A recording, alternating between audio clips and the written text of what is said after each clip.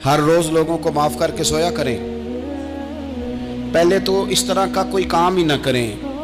ایک شخص نے جملہ کہا تھا، لکھا تھا، کمال لکھا تھا. اس نے کہا تھا کبھی ایسا کوئی کام نہ کرنا کہ کوئی تمہاری وجہ سے جا کے رب کے سامنے رونا شروع کر دے.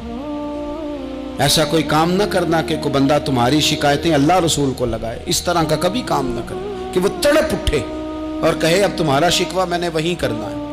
کچھ لوگوں کی شکایتیں کرنی پڑتی ہیں اللہ رسول کی بارگاہ میں بھی، اپنے مشائخ کی بارگاہ میں کر دیتے ہیں. بعض اوقات انسان وہ بے بسی کے عالم میں کرے یا بہت زیادہ تکلیف اسے سہنی پڑے تو تب کرے، ہو جاتا ہے. تو ایک تو ایسا کریں نا، اور کوشش کریں لوگوں کو معاف کر دیں، اپنے دل سے چیزیں نکال دیں. ہم معافی نہیں دیتے، کبھی کبھی صلح تو کر لیتے ہیں، صلح ہو جاتی ہے. پنچایت میں صلح ہو گئی، پھر لڑائی ہوئی، پھر بات شروع سے شروع ہو گئی کیونکہ ہم نے معافی، پھر وہ بات شروع ہو گئی 1955 سے. تو وہ بھی آکھیا سی، تو اے بھی کیتا سی، وہ بننے والی گل یاد ہی، او بس کر یار، کچھ بھولے بھی تو. بچے پتہ کیوں خوش رہتے ہیں؟ آپ کو پتہ ہے بچے کیوں خوش رہتے ہیں؟ بچوں کو بات بھول جاتی ہے. اس لیے بچے، اماں نے ادھر 2 تھپڑ مارے 3-4 منٹ پہلے اور اگلے 5 منٹ میں اماں نے پھر ماتھے کا بوسہ لیا تو بھول گئی بات. اللہ کرے کوئی تھوڑے تھوڑے بچے بھی بن جائیں. یہ جو بہتے سیانے ہیں نا، ان کا بھی اللہ ہی حافظ ہے. عقل زیادہ آ گئی ہے نا. اس لیے اقبال جیسے لوگوں نے کہا تھا خیرت کی گتھیاں سلجھا چکا ہوں، یا رب مجھے صاحب جنوں کر دے، صاحب جنوں کر دے. صاحب اللہ کوئی تھوڑا سا مجھے مجنون بھی بنا. یہ زیادہ عقل تو کسی کام کی رہی نہیں، پاگل کر دی، پاگل کر دی. بہت سارے لوگ ایسے زیادہ سمجھدار ہوتے ہیں، لہذا معافی دینے کو تیار، معافی دیں. جب کوئی معافی کا مطالبہ کرے تو اسے معافی. سب سے مشکل کام ہوتا ہے لمبی لسٹ والے دشمن کو معاف کرنا. لسٹ جس کی لمبی ہو نا غلطیوں کی، ایک آدھ غلطی تو معافی ہو جاتی ہے. کچھ لوگوں کی لسٹ بھی بڑے کچھ عادی مجرم بھی ہوتے ہیں، لسٹ لمبی ہوتی ہے، ان کو معافی دینا بھی تھوڑا سا مشکل ہوتا ہے. لیکن کمال بھی یہ ہے کہ جس کی لسٹ لمبی ہو اسے یک جنبش قلم بندہ معاف کر دے. کوئی چھٹی ہو گئی، جا تجھے معاف کیا. اور یہ ہمیں کیوں کرنا چاہیے کہ میرا رب بھی ایسے کرتا ہے، میرا رب بھی ایسے، وہ گنواتا تو نہیں نا، یہ بھی کیا، یہ بھی کیا، یہ بھی کیا. حضور فرماتے ہیں، ذرا سننا حدیث، حضور فرماتے ہیں کچھ لوگوں پہ اللہ کرم کی چادر ڈال کے نا قیامت والے دن، یہاں بھی اس نے پردہ رکھا تھا تو وہاں بھی کرم کی چادر ان پہ ڈلے گی. تو اللہ فرمائے گا یہ گناہ کیے تو چھوٹے چھوٹے گناہ اس کے گنوائے جائیں گے.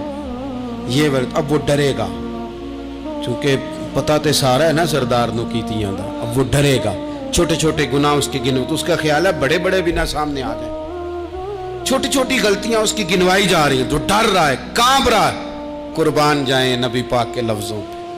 کچھ گلاں اجیاں نے قرآن پاک اجیاں نے، یہ نا میری دادی کہا کرتی تھی، میری اماں کہا کرتی تھی، اے کچھ کام اجائے نے، کچھ گلاں اجیاں نے کہ اتنے دل کردہ ہے صفحہ بند ہو جانا ہے تو معافی ہو جانی، یعنی ختم ہے یہ بات، اس سے آگے کسی نے سوال پوچھنا ہی نہیں. چھوٹے چھوٹے گناہوں کا اللہ تذکرہ فرمائیں، یہ کیا یہ کیا یہ کیا، یا اللہ ہو گیا. اب بندہ ڈر رہا ہے کہ بڑے بڑے بھی سامنے آ جائیں گے، لیکن چھوٹے گناہوں پہ ہی فل سٹاپ لگا کے نا تو رب فرمائے گا یہ جو تیرے گناہ ہیں نا اس کے بدلے تجھے نیکیاں دی جا رہی ہیں. تو نے سچی توبہ کی تھی تو ان گناہوں کو بدل کے نیکیاں بنایا جا رہی ہیں. پہلے ڈر رہا تھا، حضور فرماتے ہیں، اب فٹافٹ بول پڑا، کہنے لگا یا اللہ میں نے تو بڑے بڑے بھی کیے ہیں. یعنی اگر چھوٹوں کی نیکیاں بن گئی ہے تو وہ پاپ کدھر ہیں، بڑے بڑے وہ میرے کدھر ہیں. کریم یہ بات کر رہے ہیں اور صحابہ رو رہے ہیں، میں نے تو بڑے بڑے بھی کیے ہیں، بڑے بڑے کدھر ہیں. اللہ تعالیٰ بندوں کو معاف فرماتا ہے، رب اپنے بندوں کو وہ معاف کرتا ہے. اگر اللہ معاف نہ کرے تو جتنے جرم ہمارے رب کو ہمارا پتہ ہے. بتاؤ سویرے روٹی ملے، سانس ملے، شعور قائم رہے، جب مالک اتنا معاف کرتا ہے تو ہم اس کے بندوں کو کیوں نہیں معاف کرتے؟ کر دے معاف.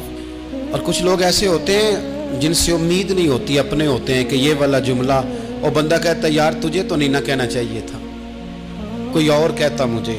کہتے ہیں، یہ نہ سمجھیں کہ لوگ کہتے نہیں، کہنے والے یہ بات ہی آپ چھوڑ دیں کہ کوئی آپ کو کچھ کہے گا نہیں، یہ چھوڑ دیں۔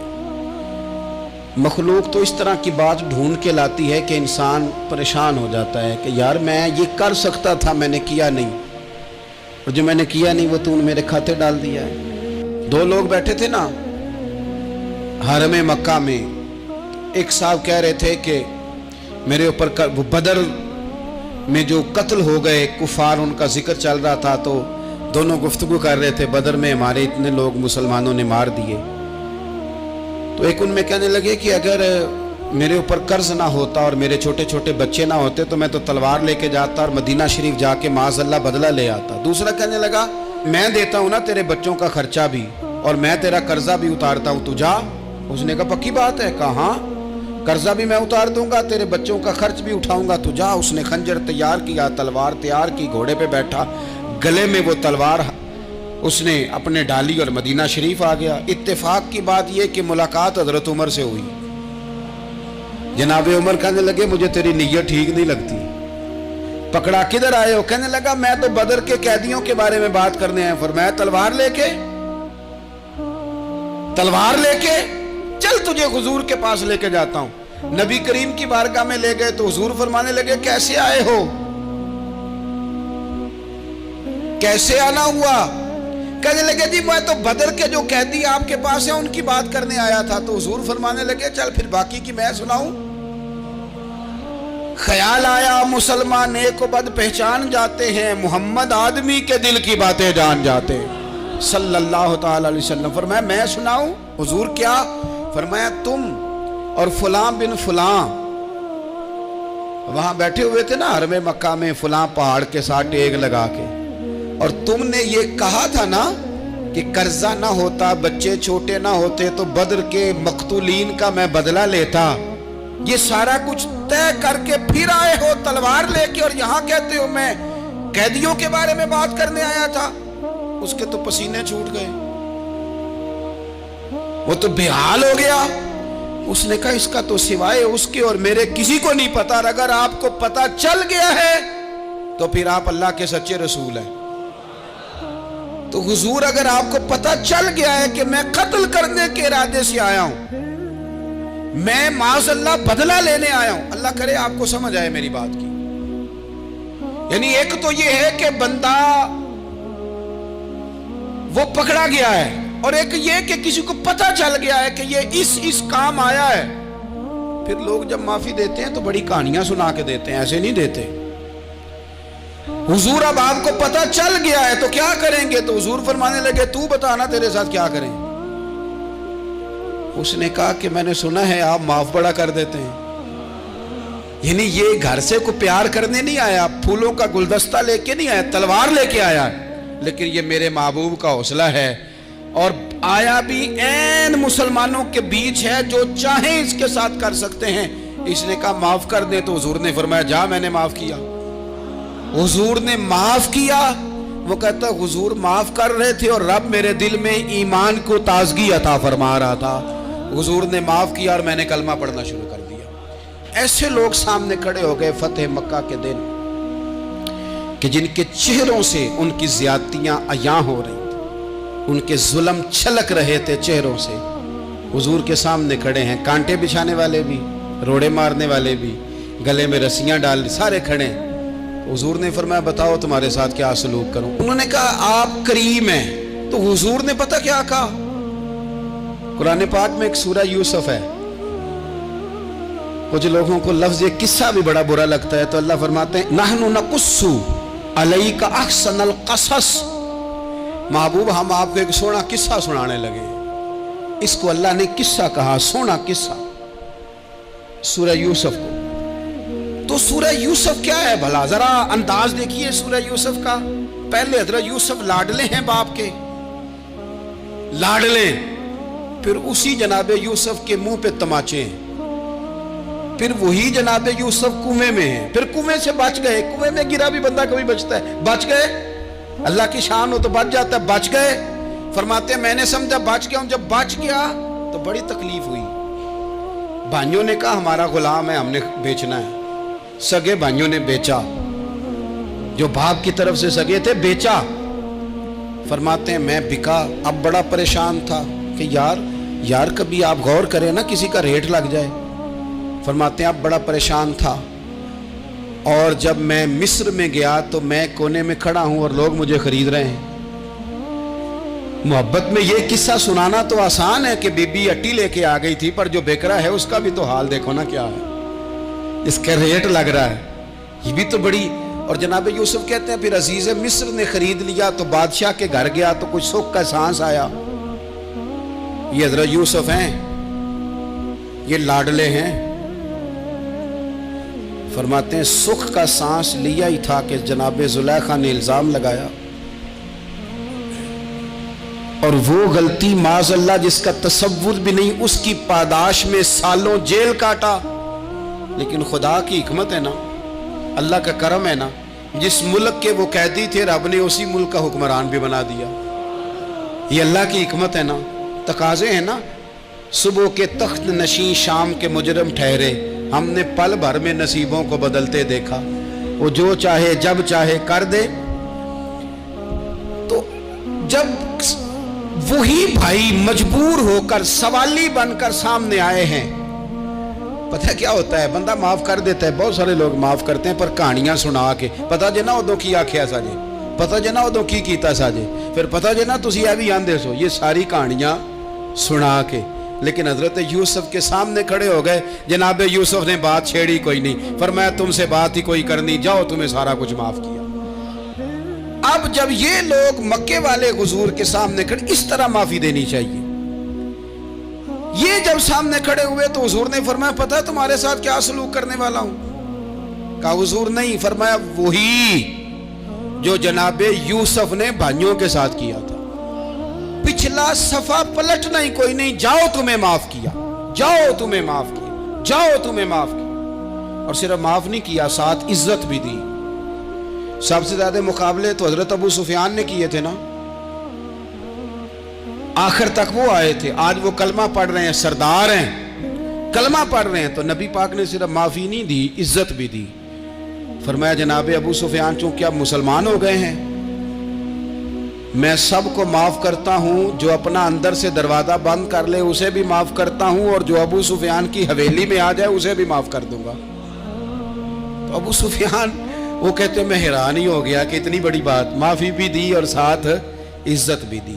تو آج جو سبق آپ کی خدمت میں میں نے عرض کیا ہے، اس کو آپ امید ہے یاد رکھیں گے. ایک تو یہ کہ معافی مانگ لیں. اگر کسی جگہ ہمارا معافی مانگنا، اگر ہم سمجھتے ہیں، ہمارا دل ضمیر گواہی دیتا ہے کہ مجھے معافی مانگنی چاہیے، تو معافی مانگیں. اور دوسرا پھر معافی دیں بھی، اور معافی دیں، سیاسی صلح نہ کریں. معافی دیں تو پھر واقعہ ہی دیں، دل سے دیں.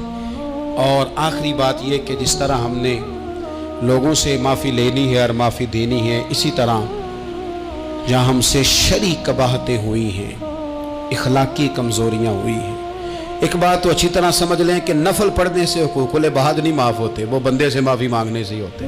ساری رات کو بندہ تسبیح پڑھے اور کہے کہ میں نے اماں کی نافرمانی کیا تو معافی ہو جائے گی، نہیں، وہ اماں ہی معاف کرے گی تو معافی ہوگی، وہ ابا ہی معاف کرے گا تو پھر ہی معافی ہوگی. میں پرسنلی بعض چیزوں کو نوٹ کرتا ہوں اور مجھے ان کا بڑا خیال رہتا ہے. میں محسوس کرتا ہوں کہ نہ چاہتے ہوئے بھی ہمارے رویے سے بعض لوگوں کو تکلیف ہوتی ہے، نہ چاہتے ہوئے. تو حقوق العباد کے مسئلے میں ہم زیادہ کمزور ہو جاتے ہیں. آج یہ سوچنا ہے کہ وہ جو میری ذمہ داریاں ہیں، جو شریعت نے، دین نے، اسلام نے، اور کچھ میں نے خود کہیں شاگرد بن کر، کہیں ارادت مند بن کر، کسی جماعت کا ممبر بن کر، کسی مسجد کی ذمہ داری لے کر، کسی ویلفیئر کام کی ذمہ داری لے کر، کسی غریب کی ذمہ داری لے کر، کسی مزدور کی ذمہ داری لے کر، جو میں نے اپنے اوپر خود چیزیں ضروری قرار دے لی ہیں، میں ان میں کہاں تک کامیاب ہو سکا ہوں. اپنی ذمہ داریوں کا حضرت معاویہ بن خدیج رضی اللہ تعالیٰ عنہ ایک صحابی ہیں، وہ فرماتے ہیں کہ مجھے حضرت عمر نے کہیں بھیجا تھا جہاد کے لیے، تو میں وہ کامیابی کی خبر لے کر دوپہر کو لوٹا. تو عرب شریف کے اندر چونکہ گرمی زیادہ ہوتی ہے، میں نے مناسب نہیں سمجھا کہ میں حضرت عمر کو دوپہر کو جگا کے خبر دوں کہ حضور بے فکر ہو جائیں، اللہ نے کامیابی دے دی. میں نے شام ہونے کا انتظار کیا. یہ ان کے اچھے اخلاق کی علامت. आला ज़रफ़ी की बात बता रहे हैं। कहते मैंने शाम होने का इंतज़ार किया, मगरिब के वक़्त या असर के वक़्त मेरी मुलाकात हुई तो मैंने हज़रत उमर से कहा कि हुजूर अल्हम्दुलिल्लाह अल्लाह ने कामयाबी दे दी, जिस मुहिम पे आपने भेजा था वो अल्लाह के फजल से उस मुहिम से कामयाबी हो गई। तो हज़रत उमर फरमाने लगे देर से क्यों आए, मुझे तो उम्मीद थी कि तुम सरे दोपहर आ जाओगे। मैंने कहा हुजूर मैं दोपहर को ही गया था, दोपहर को ही गया था, पर सोचा कि आप आराम में होंगे। क्या जवाब है, और क्या उस जवाब के अंदर बहुत सारे लोगों की तर्जुमानी है। हज़रत उमर फरमाने लगे आराम करता था मैं, पर वो दौर गुजर गया। अब तुम दोपहर की बात करते हो, अब तो रात को भी कम मिलता है। वो था एक दौर। अब जब अपने जिम्मे खुद जिम्मेदारियां ज्यादा ले ली, अब क्या पता कि कोई कहां से चल पड़ा है तुझे मिलने को। वो दौर गुजर गया जब तू सोता था, मन चाही जिंदगी बिताता था। अब तूने खुद ये फैसला किया है, अब तो मैं भाई तुम दोपहर की बात करते हो, मैं तो रात को भी गश्त करता हूं कि कोई जरूरतमंद तो नहीं, कोई हाजतमंद तो नहीं।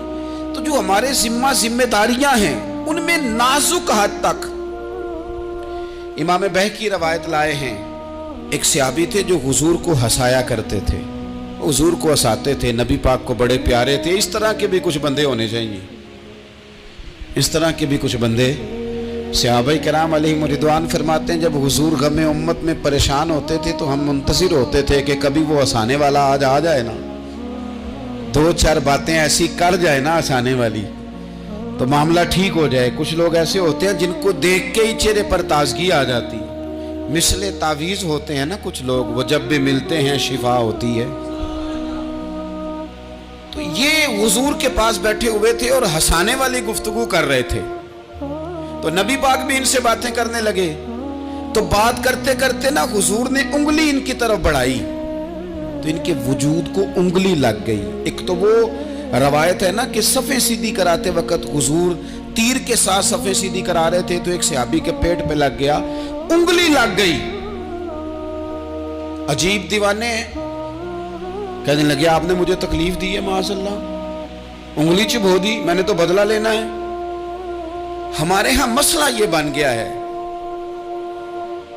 कि कोई बड़ा आदमी भी अपने आप को कानून के हवाले नहीं करता।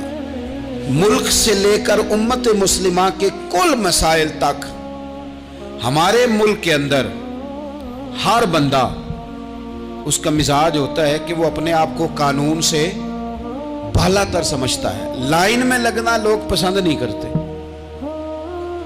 ये एक बहुत बड़ा मसला है। हुजूर सल्लल्लाहु अलैहि वसल्लम की उंगली लग गई तो कहने लगे आपने तो मुझे तकलीफ दी है, मैं तो बदला लूंगा। तो हुजूर ने फरमाया ले ले बदला। अपने आप को कानून के हवाले बड़ा आदमी जब करता है तो कानून की इज्जत बढ़ती है, कानून का वकार बढ़ता है, सोसाइटी के अंदर फिर ताकतवर कानून हो जाता है। लेकिन जब गरीब आदमी के लिए कानून और हो और अमीर के लिए कानून और हो, तो असल मामला तो कानून की बालादस्ती का है, आईन की पासदारी का है, उसूलों पे खड़े होने का है। तो नबी पाक सल्लल्लाहु ताला अलैहि वसल्लम से कहा कि मैं, हुजूर ने फरमाया ले लो बदला। ये हुकूकुल इबाद की नज़ाकत अर्ज कर रहा हूं, ले लो बदला। उन्होंने कहा जी पेट से कपड़ा हटाइए, तो हुजूर ने पेट से कपड़ा हटा दिया। तो बड़े दीवाने आदमी थे, उन्होंने उम्मत को बताना था कि कुछ इस तरह के रंग भी होते हैं मोहब्बत करने के लिए, उल्टी ही चाल चलते हैं दीवान गाने इश्क, आंखों को बंद करते हैं दीदार के लिए। इस तरह भी कभी कभी होता है। कपड़ा हुजूर ने हटाया तो उन्होंने नबी पाक के जिस्म नूर को चूमना शुरू कर दिया। कहने लगे दिन बड़े हो गए थे, मौका नहीं को बन रहा था, तो चलो ये एक मौका मिला है, हुजूर आपको किसी के साथ ज्यादती कर सकते हैं। तो मैं तो मौका तलाश कर रहा था, और मेरे भाई नमाज का भी मौका तलाश करते थे सहाबा, जिहाद का भी मौका ढूंढते थे, पर महबूब से मोहब्बत का भी मौका ढूंढते थे। कभी कभी ना मोहब्बत का भी तो मौका, निरे खुश्क नहीं ना हो जाना चाहिए। ना इल्मा विच फसा सानू, तू यार दी गल सुना सानू। उथे इल्म दा सिक्का नहीं चलदा जिथे इश्क हुरां दा डेरा है। तो कभी इधर भी हैं। حقوق العباد کے معاملے میں نزاکت. اور پھر جو آیت میں نے قرآن پاک کی پڑھی، ایک تو یہ ہے کہ آپ لوگوں سے معافی لے، معافی مانگے. ہمارے ہاں نا معافی کا مزاج، قبول کریں جب کوئی بندہ معافی طلب کرے تو معافی. ہمارے ہاں معافی مانگنے کا رواج میں آپ یقین کریں سرے سے ہے ہی نہیں، بلکہ الٹا لوگ چڑھائی کر جاتے ہیں، کہتے ہیں اوہو تم نے معافی مانگ لی ہے تو معاملہ ہی ختم ہو گیا. اور جو آدمی، میں بڑے زمانے سے کہہ رہا ہوں کہ میرے ملک میں ایک رواج بنتا جا رہا ہے، جس کی زبان جتنی زیادہ سخت ہوتی ہے اس کا عروج اتنا زیادہ ہوتا ہے. جو تھوڑا سا شرافت کا مظاہرہ کرے لوگ اسے بزدل سمجھ لیتے ہیں. عزیز بھائیوں، اپنی زندگی میں معافی مانگنے کا مزاج بنائیں. آپ طلب کریں کہ یار مجھ سے غلطی ہو گئی، میں انسان ہوں. آپ یقین کریں ڈھیر سارے لوگ ہیں جن کے ذمہ ڈھیروں معافیاں ہیں، لیکن ان کا مزاج نہیں، ان کی طبیعت نہیں، ان کا تکبر آڑے آ گیا ہے.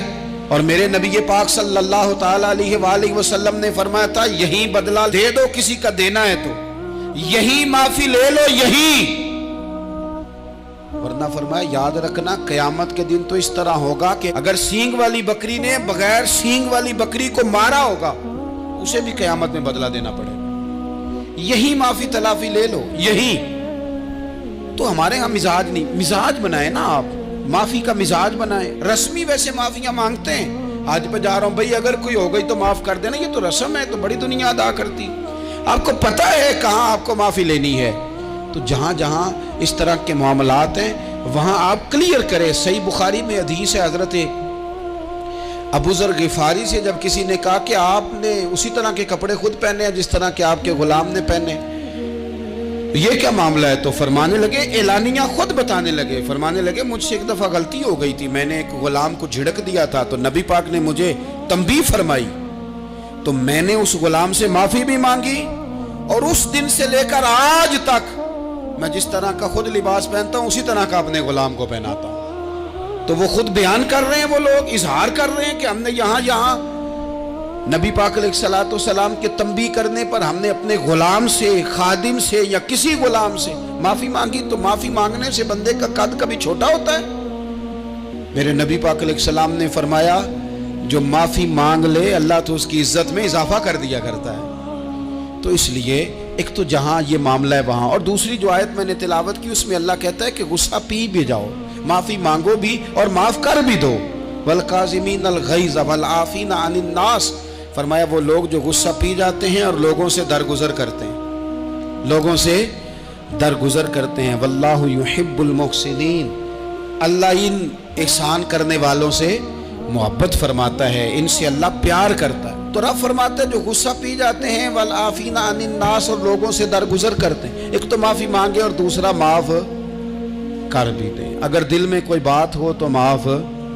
تو جو جہاں شریعت کی مخالفت کی ہے وہاں بھی معافی مانگیں، اللہ کے حضور گڑ گڑائیں، توبہ کریں، اور توبہ بدل جانے والی کریں، تبدیل ہو جانے والی توبہ کریں. معافی مانگ بھی لے، معافی دے بھی دیں.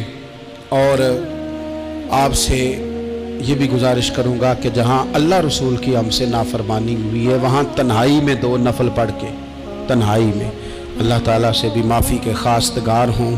یاد رکھیں جب اس کی خفیہ تدبیر آ گئی تو پھر معافی کا وقت ہو سکتا ہے خدا نہ کرے ہمیں نہ مل سکے. تو اب وقت ہے، خوب استغفار کریں، خوب معافی مانگیں. اللہ تعالیٰ آپ کو اور مجھے عمل کی توفیق عطا فرمائے.